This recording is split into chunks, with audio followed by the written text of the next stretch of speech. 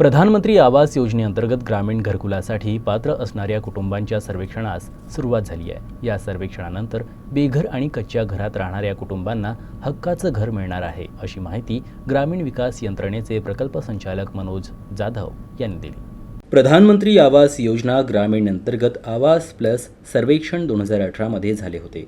या सर्वेक्षणामध्ये तयार केलेल्या प्रतीक्षा यादीमध्ये समाविष्ट न झालेले तसेच सिस्टीमद्वारे अपात्र झालेले परंतु सध्या स्थितीत पात्र कुटुंबांचे ग्रामीण टप्पा 2 अंतर्गत सर्वेक्षण 25 एप्रिलपासून सुरू झालंय।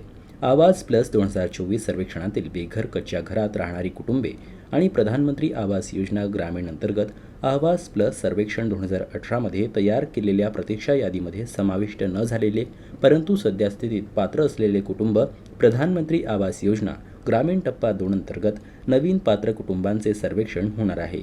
याबाबत ग्रामपंचायत अधिकारी, गटविकास अधिकारी तसेच प्रकल्प संचालक, जिल्हा ग्रामीण विकास यांच्याशी संपर्क साधण्याचे आवाहन करण्यात आलंय।